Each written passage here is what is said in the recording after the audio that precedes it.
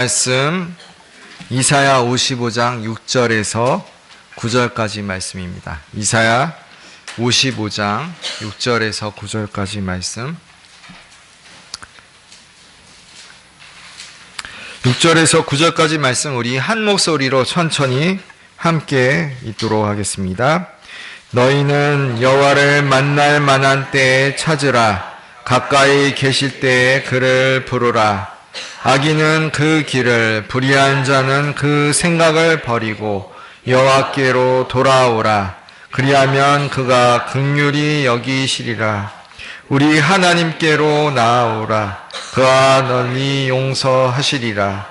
여호와의 말씀에 내 생각은 너희 생각과 다르며 내 길은 너희 길과 달라서 하늘이 땅보다 높음같이 내 길은 너희 길보다 높으며 내 생각은 너희 생각보다 높으니라. 아멘.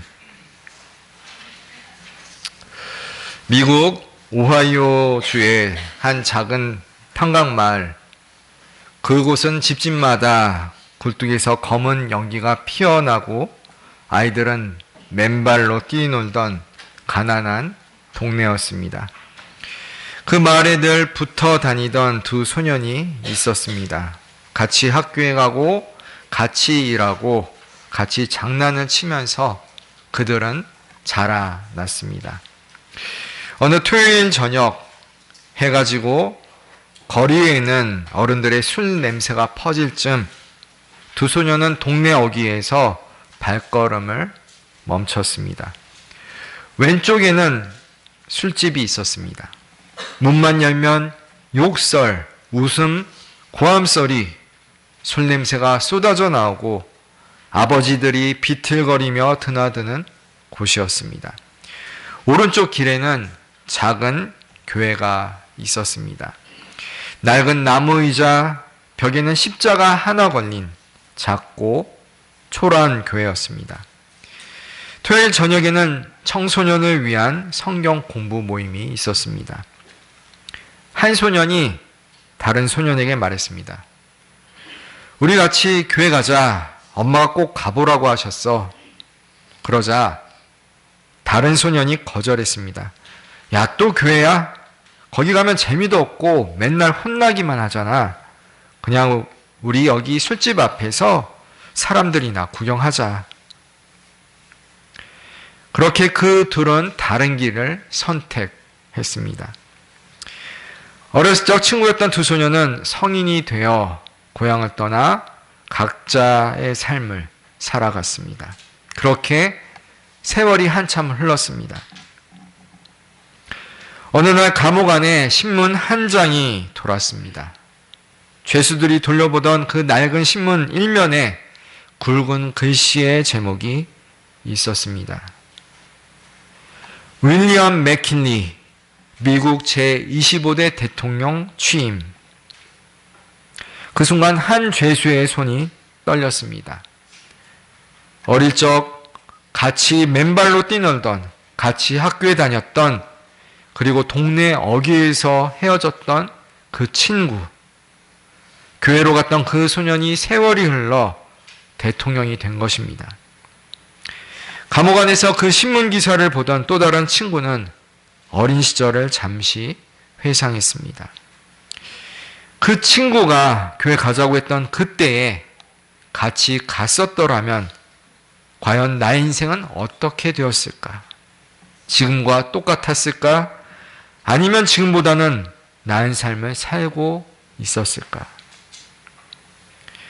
어린 시절 친구의 권유에 교회를 가지 않았던 것을 뒤늦게 후회했지만 이미 때는 늦어버렸습니다.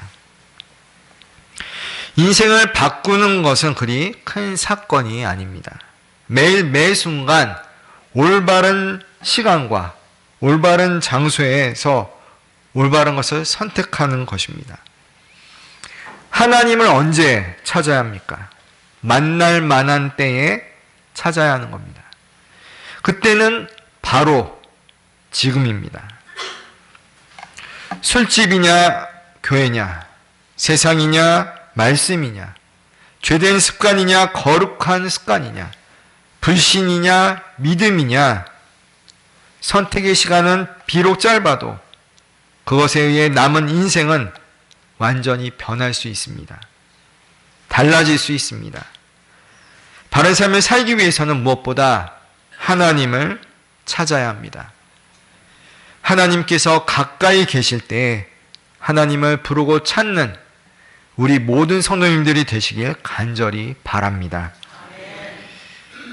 하나님을 예배하고 하나님을 만나기 위해 이 귀한 시간 예배당에 나오신 우리 성도님들을 우리 주 예수님의 이름으로 환영하고 축복합니다. 우리 옆에 있는 분들과 이렇게 인사 나누겠습니다. 잘 오셨습니다.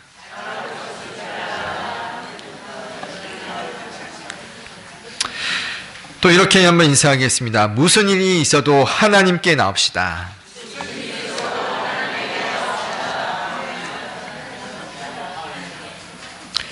여기 나오신 분들은 장래 다 대통령이 되실 수도 있습니다. 2026년도 올해 우리 명업교회 표어는 우리 교단 총회 주제에 따라 용서, 사랑의 시작입니다 라고 정했습니다.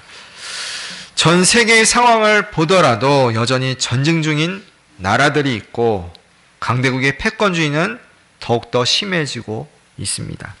우리나라 상황은 어떻습니까? 남과 북이 여전히 휴전선을 중심으로 총부리를 겨누고 있고 정치적으로는 보수와 진보 등의 가치 차이 및 이념, 사상의 갈등이 극단으로 치닫고 있습니다. 경제적, 사회적으로는 각 계층 간 양극화가 심화되고 있습니다. 즉, 남성과 여성, 빈, 부, 세대별 불화로 인해 서로에 대한 불신과 미움만 커져가고 있습니다. 이런 안타까운 현실 속에서 우리 교회 공동체와 성도 각 개인은 어떻게 이 사회에 반응해야 합니까? 어떻게 응답해야 합니까? 이럴 때일수록 기독교의 기본 진리를 붙잡고 세상을 향해 담대히 나가야 할 줄 믿습니다. 그렇다면 기독교의 기본 진리가 무엇입니까? 바로 하나님의 사랑입니다. 하나님의 사랑만이 온 세상을 구할 수 있습니다. 구원할 수 있습니다. 그 하나님의 사랑은 용서에서 출발합니다. 우리는 흔히 용서라고 하면 사람들 사이에서 인간관계에서만 벌어지는 행위로 여기기 쉽습니다. 그러나 그렇지 않습니다. 용서는 신적인 겁니다. 용서의 참된 주체는, 용서의 주관자는 사람이 아니라 바로 하나님이십니다. 하나님께서 먼저 우리를 용서해 주셨기에 우리 또한 우리 이웃을 용서할 수 있는 겁니다. 이제 올 한 해가 시작된 지 열흘 정도 지났습니다. 우리 성도님들은 올 한 해 무엇을 이루고 싶으십니까?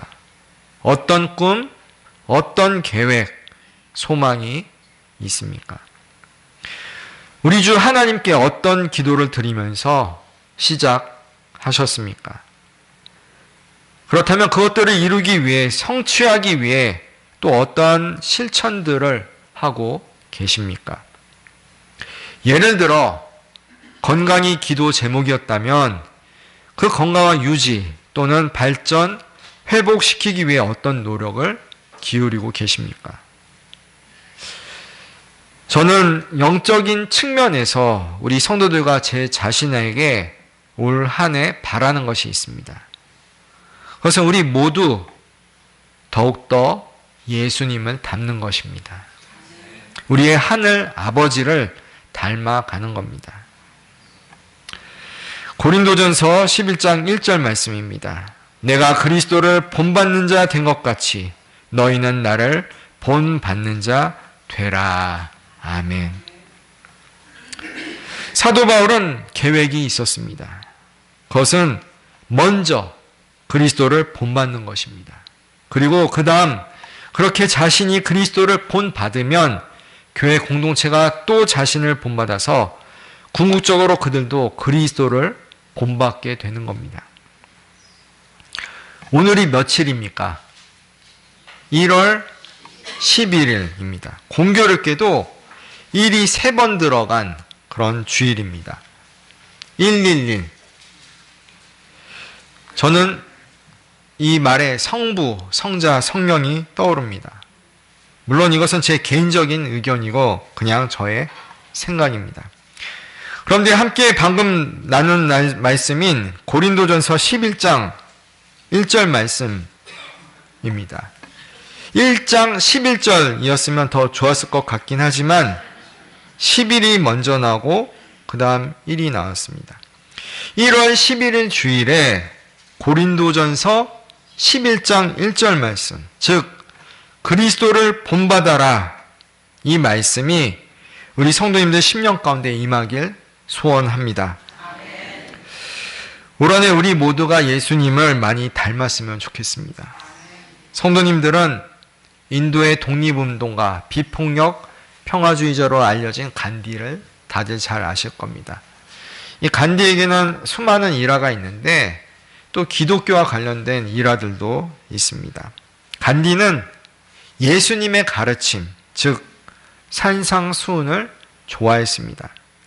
그는 자주 주변 사람들에게 이런 말을 했다고 합니다. 예수님의 가르침, 특히 원수를 사랑하라는 그 가르침은 내 인생의 가장 큰 도덕적 영감 중 하나였다. 그렇지만 그는 예수님을 구세주로 영접하지 않았습니다. 기독교를 받아들이지 않았습니다. 그 이유에 대해 예수님의 가르침은 존경했지만 그 가르침대로 살지 않는 그리스도인들 때문이라는 겁니다. 그런 그리스도인들을 보고 실망했다는 겁니다. 실제로 그는 1893년 남아프리카 공화국에서 기차 1등석 표를 갖고서도 유색 인종이라는 이유로 강제로 기차에서 쫓겨났습니다. 간디는 기독교 사회 속에서 반복적으로 인종차별과 배척을 경험했고 그것으로 인해 제도화된 기독교에 깊은 실망감을 느꼈습니다. 사랑하는 성도 여러분, 우리는 누굽니까? 우리는 그리스도인입니다. 그리스도인이라는 말은 그리스도를 따르는 사람이라는 뜻입니다.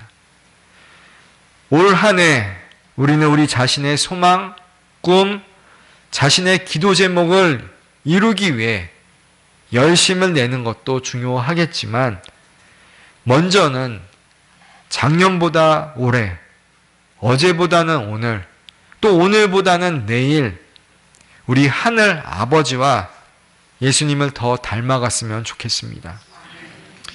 그래서 믿지 않는 사람들이 우리를 보고 저 사람은 예수님을 믿는 사람이 확실해. 예수님 닮은 사람이야 라고 말할 수 있으면 좋겠습니다.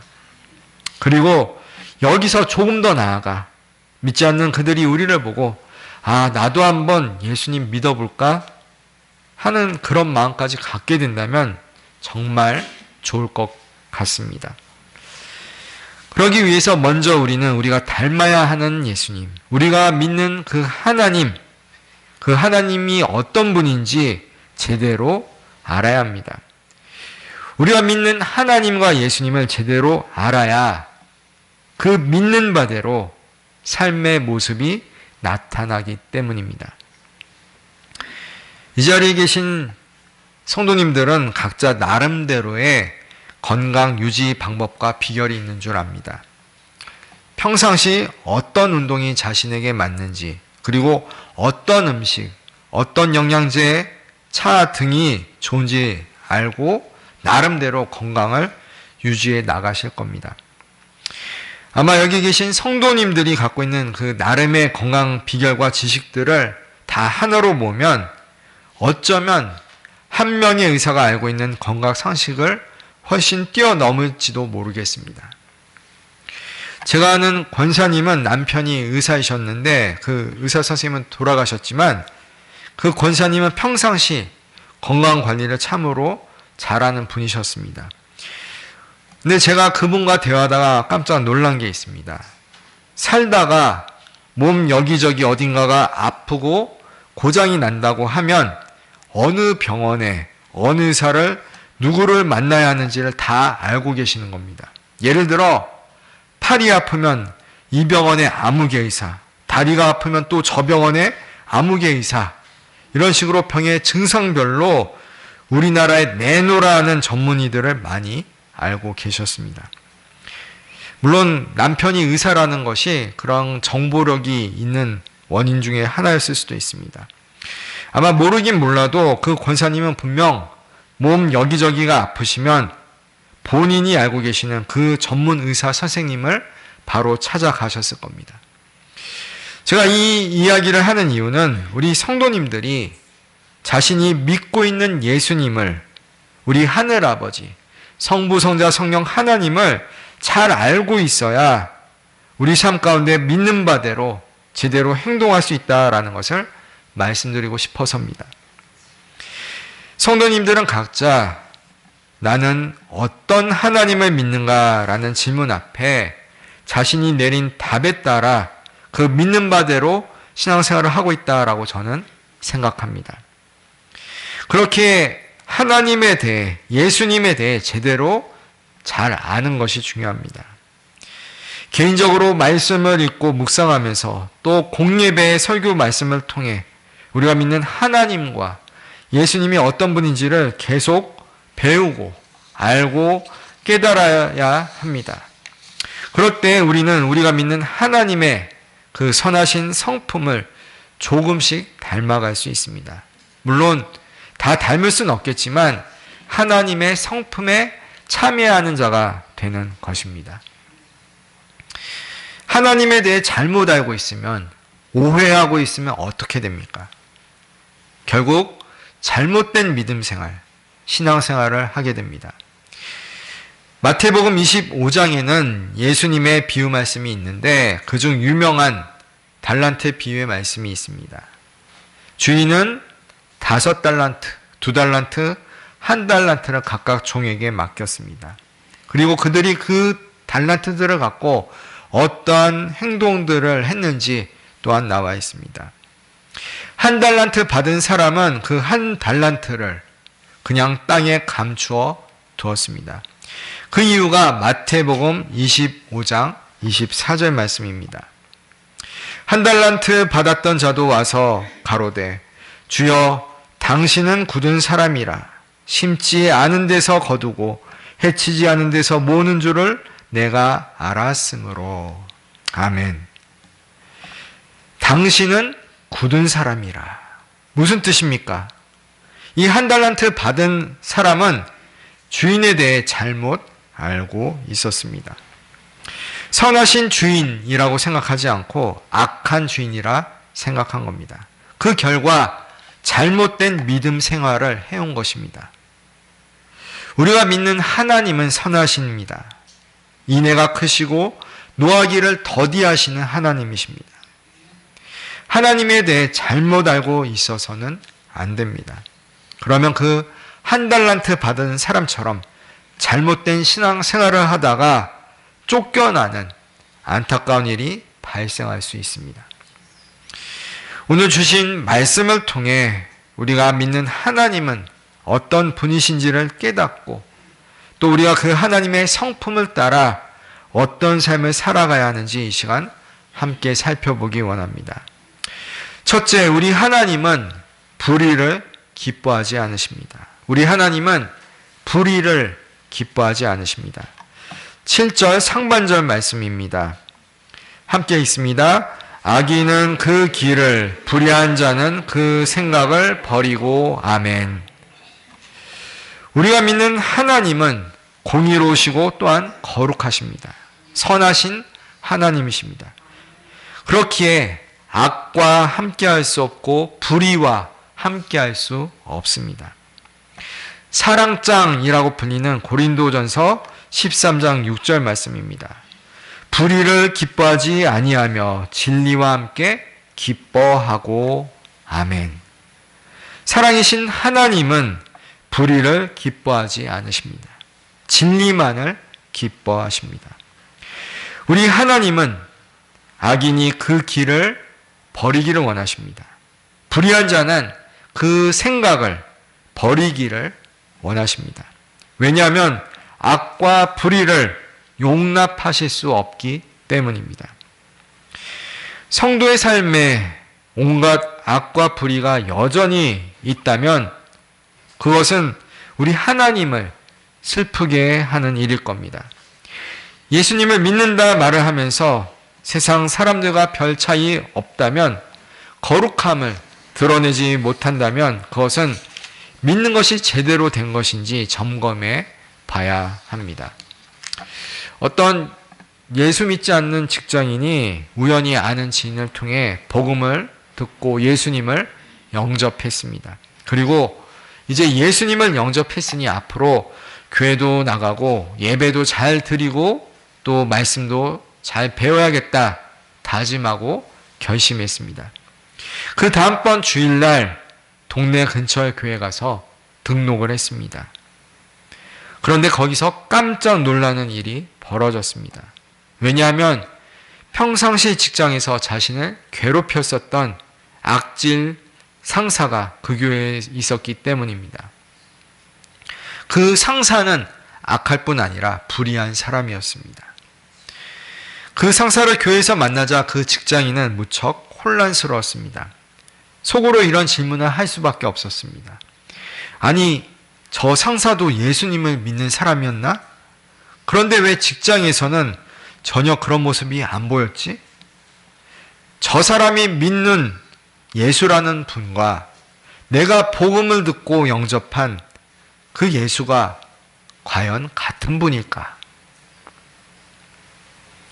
사랑하는 성도 여러분, 그리스도인은 악에 대해, 불의에 대해 단호한 입장을 취해야 합니다. 불의한 세상과 타협해서는 안 됩니다. 불의를 기뻐해서는 안 됩니다. 청문회에 나오는 각 장관 후보자들의 과거 부적절한 언행이나 비윤리적, 비도덕적인 배경을 알게 되면서 눈살을 절로 찌푸릴 때가 얼마나 많이 있습니까? 그러나 그분들을 뭐라 할 것이 아닙니다. 우리 스스로를 살펴봐야 합니다. 하나님의 사랑을 외치기 전에 하나님의 공의를 기억해야 합니다. 예수님께서 십자가에 달려 죽으신 것은 사랑과 공의 둘 다를 포함하는 것입니다. 사랑만 필요하다고 하면 왜 굳이 십자가를 지셔야 합니까? 대신 죽어야 하는 이유, 그것은 죄값을 치러야 한다라는 공의 때문입니다. 예수님을 믿게 된 이후에도 여전히 우리 삶에 죄악된 습관이 있는 것은 아닌지 살펴보면 좋을 것 같습니다. 하나님께서 기뻐하지 않는 것은 그런 불의나 죄악은 앞으로 하지 않겠노라 결단하는 귀한 성도님들이 되시길 바랍니다. 그런 결심을 하더라도 우리는 또 죄를 저지를 수 있습니다. 그래서 우리는 매주 또 참회의 기도를 주님께 올려드리는 겁니다. 하지만 약해서 넘어지는 죄와 악해서 불의함에 눈 감고 죄 짓는 것은 같지 않습니다. 둘 다 불의를 기뻐하지 않으시는 거룩하신 하나님 앞에서는 용납할 수 없는 죄인 것은 분명합니다. 그러나 우리 하나님은 죄를 저지른 그 사람의 속 중심도 분명 함께 보십니다. 일단 우리 마음이 정결하고 거룩해질 필요가 있습니다. 거룩을 추구해야 합니다. 사람은 참 희한해가지고 죄를 짓지 말아야지 하면서 어느새 그 죄 짓는 자리에 갈 때가 있습니다. 사랑하는 성도 여러분, 지금 여러분 마음속으로 코끼리에 대해 한번 생각해 보시지 마시길 바랍니다. 이렇게 말하면 다들 코끼리를 마음속에 생각합니다. 성도 여러분, 특히 빨간색 코끼리에 대해서도 생각하시지 마시길 바랍니다. 이렇게 말하면 속으로 빨간색 코끼리를 막 떠올리고 있습니다. 죄에 대한 태도도 비슷합니다. 악에 대해, 불의에 대해 묵상하지 마시고 선에 대해, 의로움에 대해 묵상하셔야 합니다. 우리가 예수님을 닮는 비결은 무엇입니까? 예수님께서 하신 것을 따라하는 겁니다. 예수님께서 기도하셨으면 우리도 기도하는 것이고, 예수님께서 사랑을 베푸셨으면 우리도 사랑을 베푸는 겁니다. 하루하루 살아갈 때 오늘은 또 어떻게 하면 죄를 짓지 않을 수 있을까?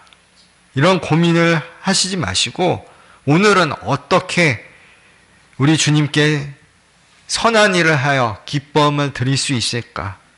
이렇게 사고의 회로를 방식을 바꾸시면 좋을 것 같습니다.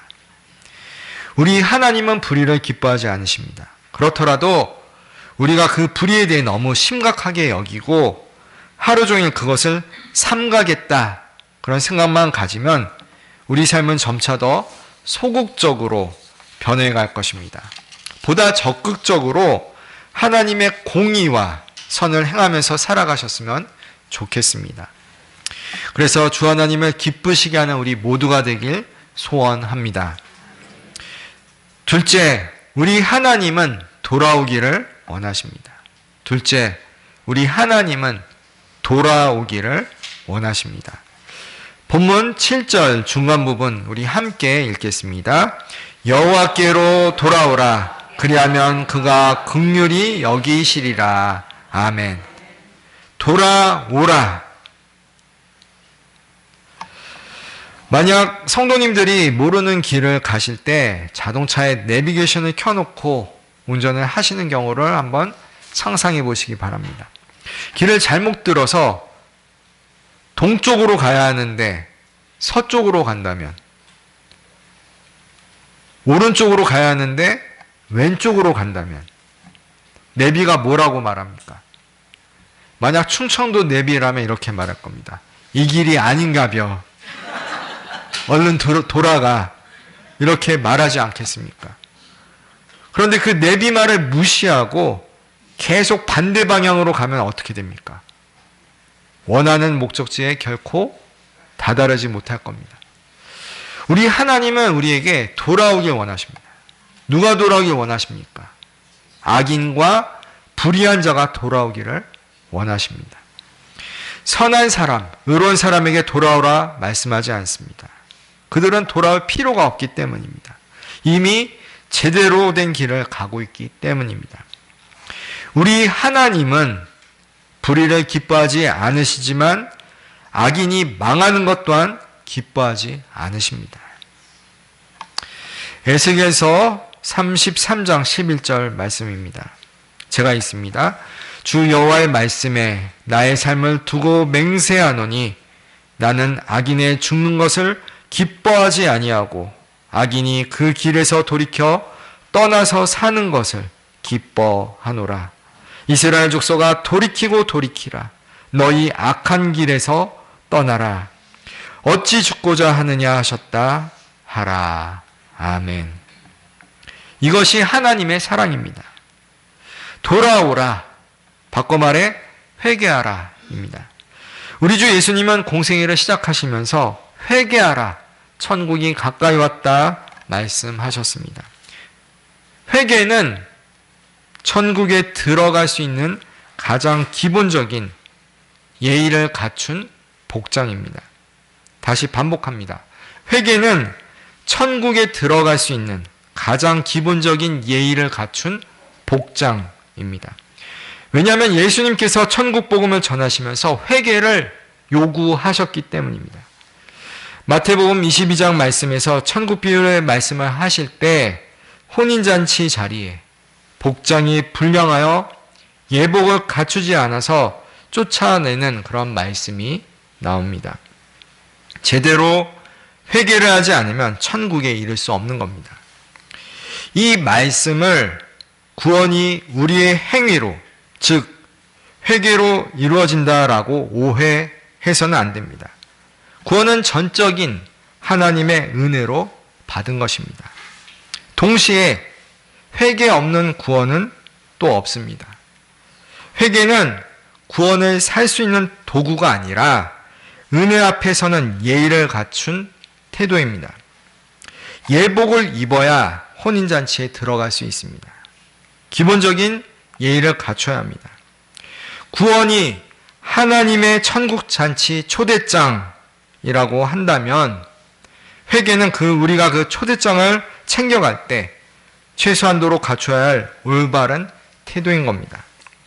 하나님은 우리의 속 중심을 보십니다. 사랑하는 성도 여러분, 돌아오라 말씀하시는 하나님의 한없는 은혜의 초청을 감사하는 마음으로 받아들이시기 바랍니다. 앞서 길을 잘못 들었을 때 내비가 바른 길을 가라고 말하는 예를 들어 설명했듯이 잘못된 길을 가봤자 바로 그 사람이 손해인 겁니다. 내비가 손해보는 게 아닙니다. 우리 하나님은 악인과 불의한 자도 그들이 죄악을 버리고 돌아오기를 원하십니다.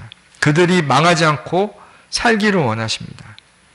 참된 회개를 통해 구원의 은혜를 감사하는 마음으로 기쁜 마음으로 받으시는 귀하고 복된 성도님들이 되시길 소원합니다.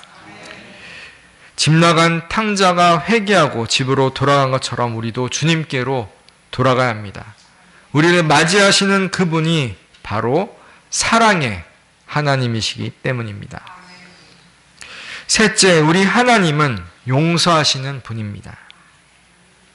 7절 말씀 마지막 부분 우리 함께 읽겠습니다. 우리 하나님께로 나아오라. 그가 널리 용서하시리라. 아멘. 하나님은 우리를 널리 기꺼이 용서해 주십니다. 어떤 분들은 이런 핑계로 교회에 나오는 것을 꺼리는 분이 계시기도 합니다. 너무나도 죄가 많다라는 겁니다. 죄를 너무 많이 지어서 그리고 여전히 현재도 죄를 짓고 있어서 주님 뵙기에 민망해서 부끄러워서 도저히 교회에 못 나오겠다라는 겁니다. 어떻게 들어보면 맞는 말 같기도 하고 양심 있는 것 같기도 하고 겸손한 것 같기도 합니다. 그러나 사실 그것은 교만한 마음입니다. 하나님의 은혜를 무시하는 모습이기 때문입니다. 우리 하나님은 용서하시는 하나님이십니다. 왜 용서하십니까? 우리가 의로워서가 절대 아닙니다. 하나님의 용서는 우리를 긍휼히 여기시는 그분의 본성 때문입니다. 사랑 때문입니다. 우리가 아무리 주홍같이 붉은 죄를 지었다 하더라도 우리의 죄악의 크기가 하나님의 은혜의 크기를 넘지 못합니다. 하나님의 은혜와 사랑이 훨씬 크기 때문입니다. 그렇게 하나님께서 용서하신다 말씀하시고 선포하실 때 우리는 그 용서하시는 하나님의 은혜를 받아들이면 됩니다. 감사함으로 죄사함의 은총을 누리시면 됩니다. 하나님의 용서가 중요한 이유가 또 있습니다. 하나님께서 먼저 용서하셨다면 용서받은 성도들은 마땅히 우리 이웃들을 용서하며 살아가야 한다는 의미입니다. 우리가 그들보다 더 나아서 용서하는 게 절대 아닙니다. 하나님께서 먼저 용서하셨기에 우리도 우리에게 잘못한 사람들을 용서해야 하는 겁니다. 제가 미국에 살고 있을 때, 잠시 유학하고 있을 때 교통사고를 여러 번 당했습니다. 물론 한국에서도 계속 당하고 있습니다. 제 차를 뒤에서 박은 차가 폐차를 할 정도로 몇 개월간 물리치료를 받아야 하는 큰 사고도 있었지만 자잘한 접촉사고는 꽤 많이 있었습니다. 제가 초기에 미국에 유학 가서 뉴욕에서 한번 교통사고를 택시와 낸 적이 있었는데 그 맨하탄 길이 얼마나 복잡하고 험합니까? 길을 막고 이렇게 교통사고가 나서 있다 보니까 차들이 뒤에서 빵빵거리고 난리가 난 겁니다. 그러다가 어떤 백인 여자 차가 지나가면서 저한테 막 욕을 하는 겁니다. 근데 저는 그때 참 감사했습니다. 왜냐하면 미국에 온 지 얼마 안 돼서 욕이 하나도 안 들렸기 때문에. 또 한 번은 제가 실수로 빗길에 앞차에 살짝 쿵 박은 적이 있습니다.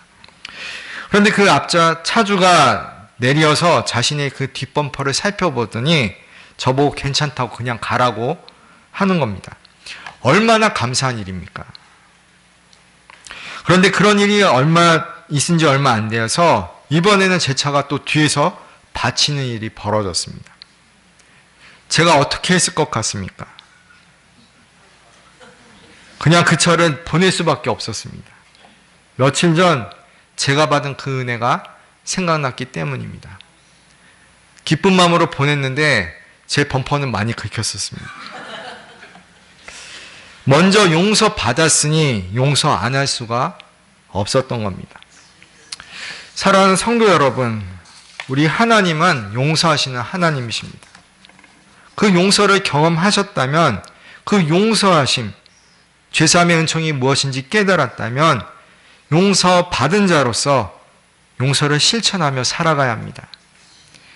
하나님께서 우리를 용서하신 것은 결코 가벼운 일이 아닙니다. 대가를 치른 용서입니다. 사랑하는 독생성자 예수님께서 죽으심으로 그 생명의 대가로 용서가 이루어진 겁니다. 보네퍼 목사님이 말씀하셨듯이 하나님의 용서는 값싼 싸구려가 아닙니다. 값싼 은혜가 아닙니다. 너무나도 값비싸서 값을 매길 수 없는 것입니다. 그것을 값이 전혀 없는 것으로 착각해서는 안 됩니다. 우리는 하나님의 용서를 더 깊이 알고 깨달을 필요가 있습니다. 그래야만 우리가 받은 은혜가 얼마나 큰 것인지를 느낄 수 있기 때문입니다. 그 크신 사랑은 말로 다 표현할 수 없습니다.